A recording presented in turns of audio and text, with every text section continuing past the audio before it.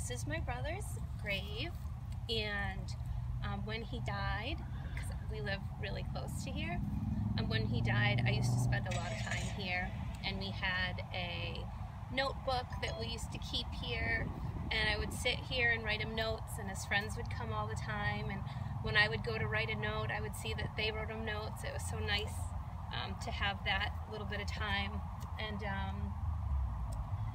this time of year is always hard because you come to the grave and you feel like there hasn't been enough attention given to it, and that's really hard.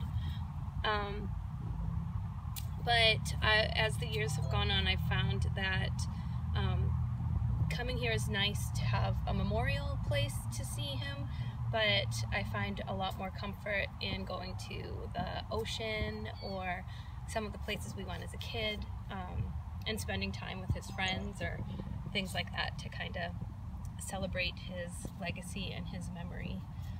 I do. Yeah. I really do. I think they have changed a lot because it's more open, and that's the way it should be, really. Yeah. Instead, in the paper, it used to just say, you know, died suddenly, and Yeah. now some of the people are saying by suicide or so forth. So, and they're not ashamed to put down whatever group they were in, you know, with To like donate Yeah. to. Yeah.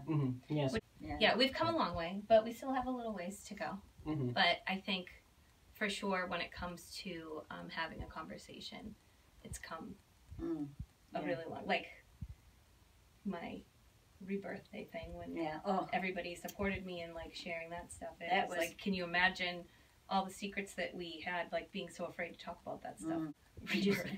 This is my brave thing that I told you, the little thing that I spoke about. Oh yeah. We call it I celebrate my rebirthday. So every June 20th was the day that I sort of romantically thought I would join my brother 6 months after he died. So June 20th of 2003 was that date for me.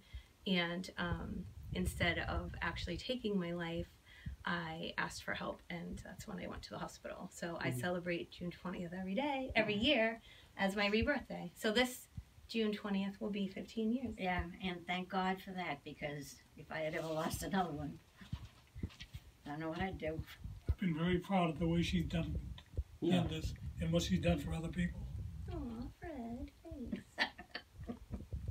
Well, she did, remember was it in Walmart or wherever, the woman thanked you because her son changed everything? It was, so that's the thing that makes it so when you share your story, it's sometimes it's like a burden, and you feel like, oh, maybe I'm talking too much, and it's people are getting oversaturated and they don't want to hear me talk about it anymore. But recently I was shopping, and I saw someone who had seen a video that I had posted about my rebirthday, and she said, you know, I just wanted to let you know that we saw that, and I showed it to my son, and he asked for help, and, you know, we've been going to the hospital. And I was like, oh, it was very emotional for me that, like, that it worked.